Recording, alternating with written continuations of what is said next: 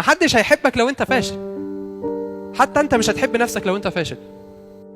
وايه المشكله؟ هخسر، ذاتس فير. اتعلم بعد كده. هخسر الماتش ده، اكسب الماتش الجاي. هخسر الماتش الجاي، ايه المشكله؟ هتعلم برضو بالماتش الجاي واكسب الماتش اللي بعده. هخسر الماتش اللي بعده، ايه المشكله؟ ما هو انا قصدي ما عنديش حل تاني، انا جاي اعيش.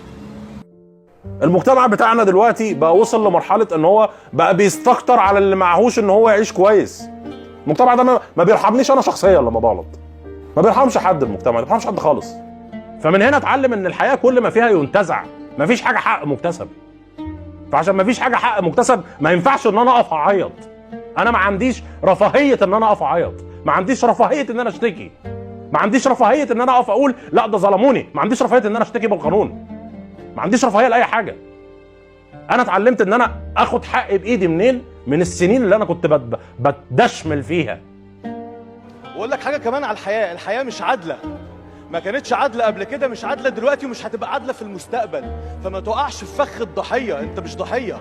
المشاكل اللي بتحصل لك دي دلوقتي اللي انت فاكر ان هي ساعات ظلم، دي الحياه بتجهزك للشخص اللي انت عايز تبقى فيه كمان 5 أو 10 سنين. ده ربنا بيستجاب لدعواتك.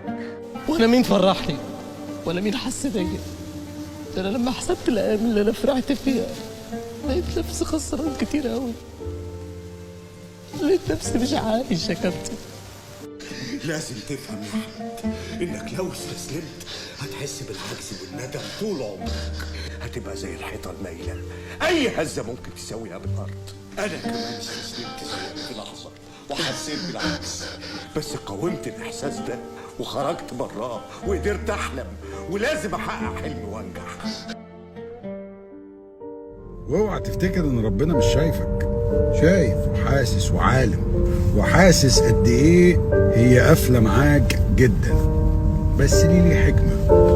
الف حمد وشكر ليك يا رب على كل اللي انت بتبعته، لان في الاخر ربك بيعمل لنا الخير وبيعمل لنا اللي صالح لينا. بس يمكن الدنيا لهيانه شويه. اوعى تبعد عن ربنا مهما حصل، مهما كانت الدنيا، مهما كانت الدنيا قافله في كل حاجه.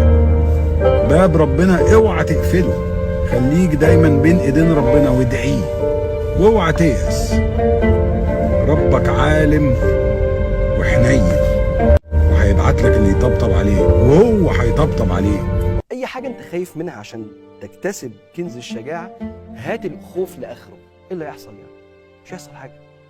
هترجع بعد ما تجيب الخوف لاخره، ترجع للمتاح دلوقتي. لكن لما تجيب الخوف لاخره هتلاقيه محتمل، فتقوم راجع للمتاح دلوقتي وتبذل قصارى جهدك. احيانا ربنا بيقفل الباب، بس مش عشان حاجه وحشه ليك، ده عشان قفله الباب اللي انت نفسك فيه، واللي انت واقف بتعيط قدامه، واللي انت قلبك مفروم عليه. يا رب انا عايز الباب ده، انا نفسي في ده، ويتقفل بالضبه والمفتاح في وشك وانت مقهور. ليه يا رب؟